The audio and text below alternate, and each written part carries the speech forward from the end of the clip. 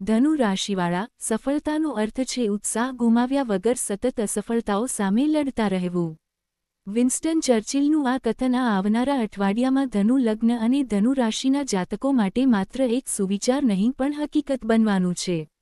આપણે 2025ના અંતિમ પડાવ પર ઊભા છીએ.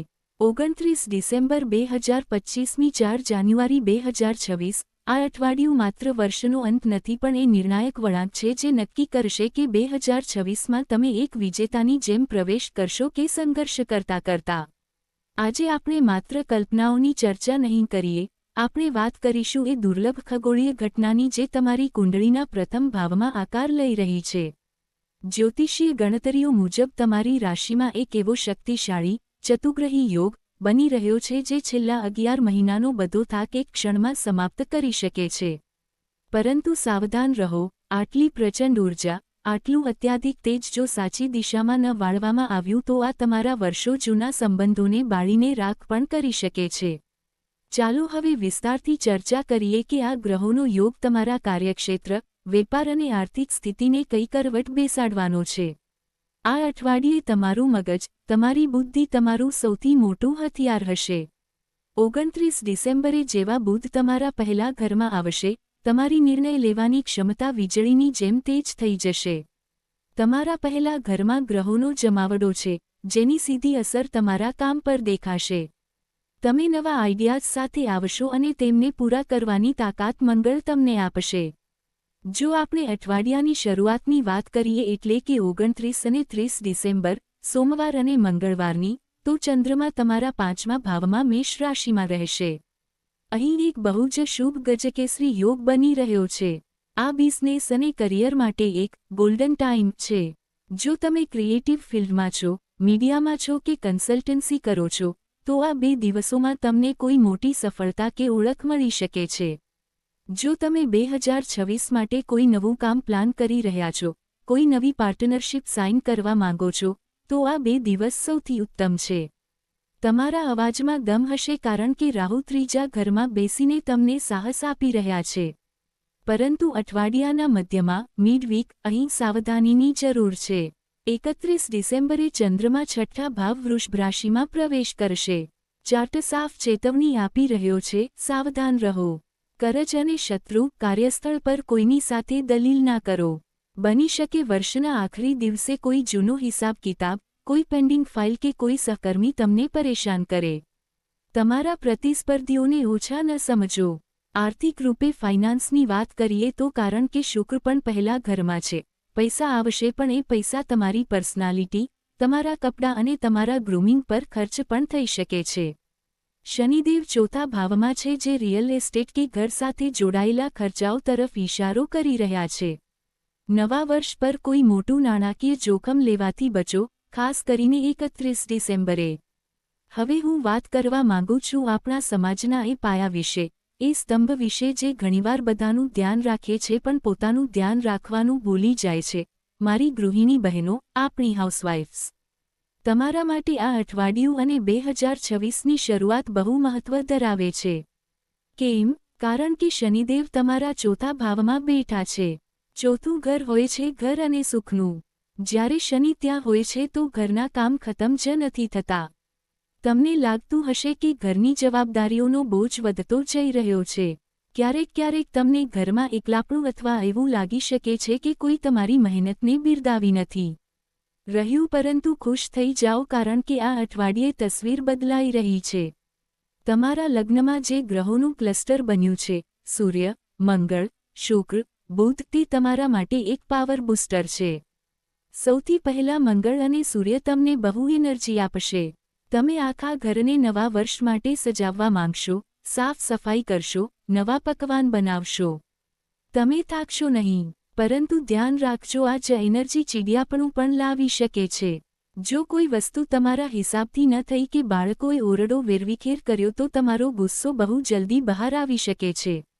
બીજી વાત, શુક્ર તમારા લગ્નમાં છે. આ અઠવાડિયું માત્ર ઘર માટે નથી, તમારા માટે પણ છે. તમારું મન થશે કે તમે પાર્લર જાઓ, નવા કપડાં પહેરો કે પોતાના માટે કંઈક ખરીદો. મારી સલાહ છે, કરો. આ અઠવાડિયું તમારા મી ટાઈમ માટે બહુ સારું છે. અને ત્રીજી વાત, 29 ડિસેમ્બરે બુધ તમારા લગ્નમાં આવી રહ્યા છે. બુધ મેનેજમેન્ટ છે. તમે ઘરના બજેટને, ન્યૂ યરની પાર્ટી પ્લાનિંગને અને બાળકોના ભણતરને બહુ બહેતરીન રીતે મેનેજ કરી શકશો. બસ એક વિશેષ ચેતવણી ગૃહિણીઓ માટે, 31 ડિસેમ્બર બુધવારે ચંદ્રમા છઠ્ઠા ભાવમાં હશે. આ દિવસ તમારા માટે થોડો તણાવપૂર્ણ હોઈ શકે છે. બની શકે તમારી ડોમેસ્ટિક હેલ્પ, મેડ કે સર્વન્ટ રજા પર જતા રહે કે એમની સાથે કોઈ બોલાચાલી થઈ જાય. ઘરમાં કામનો લોડ બહુ વધી શકે છે જેનાથી કમરનો દુખાવો કે પગનો દુખાવો થઈ શકે છે. આ દિવસે સુપર વુમન બનવાની કોશિશ ન કરો, કામને વહેંચો અને થોડો આરામ કરો. હવે આપણે એ પાસા પર આવીએ જે આપણા દિલની સૌથી નજીક છે, આપણા સંબંધો, પ્રેમ અને પરિવાર. સાચું કહું મિત્રો, આ એરિયા આ અઠવાડિયે સૌથી વધારે સંવેદનશીલ છે. અહીં તમારે સૌથી વધારે ઇમોશનલ ઇન્ટેલિજન્સ બતાવવી પડશે. જો તમે સિંગલ છો, તો ગુડ ન્યૂઝ છે. તમારા લગ્નમાં શુક્ર અને મંગળનું હોવું, આને જ્યોતિષમાં પેશન કોમ્બિનેશન કહે છે. તમારી અંદર એક અલગ કિસ્મનું આકર્ષણ છે આ વખતે. લોકો તમને વળી વળીને જોશે. 29 અને 30 ડિસેમ્બરે જ્યારે ચંદ્રમા 5મા ઘરમાં હશે તો કોઈ નવો સંબંધ શરૂ થવાના પ્રબળ યોગ છે, તમે પ્રપોઝ કરી શકો છો.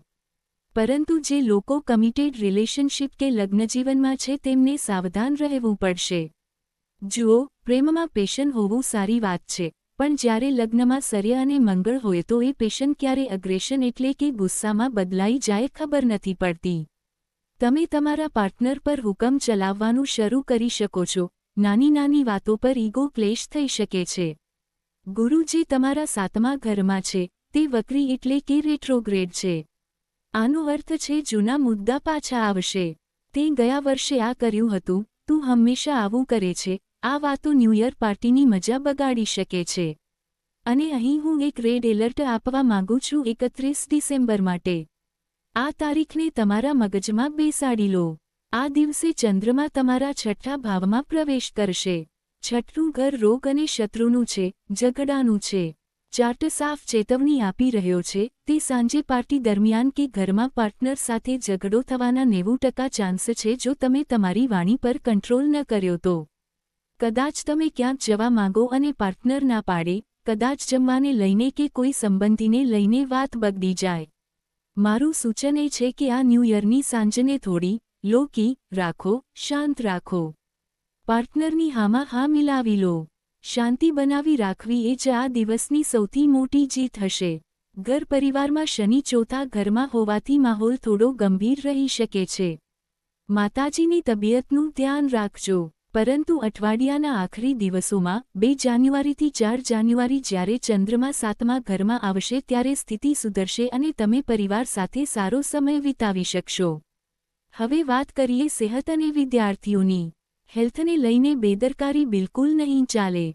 કેમ? એ જ લોજિક, લગ્નમાં અગ્નિ એટલે કે ફાયર એલિમેન્ટ બહુ વધારે છે. બોડીમાં હીટ વધી શકે છે, એસિડિટી, હાર્ટબર્ન, બ્લડ પ્રેશર અને માથાનો દુખાવો જેવી સમસ્યાઓ પરેશાન કરી શકે છે.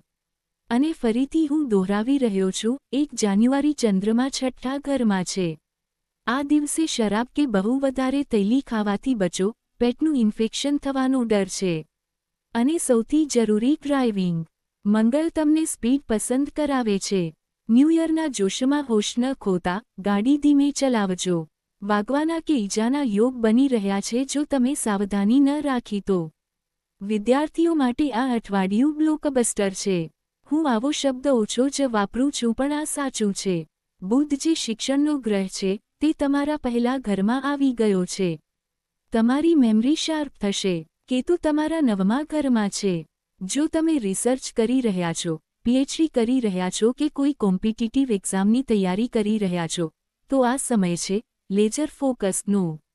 જે કોન્સેપ્ટ્સ તમને પહેલા મુશ્કેલ લાગતા હતા, તે આ અઠવાડિયે માખણની જેમ સમજાઈ જશે. 29 અને 30 ડિસેમ્બરે જો તમે ભણવાનું નવું ટાઈમ ટેબલ બનાવશો, તો તે આખું વર્ષ ફોલો થઈ શકશે. તો ચાલો હવે આ અઠવાડિયાનો એક સમરી કાઢીએ. આ અઠવાડિયું છે આત્મવિશ્વાસનું પણ દુશ્મન છે અતિ આત્મવિશ્વાસ.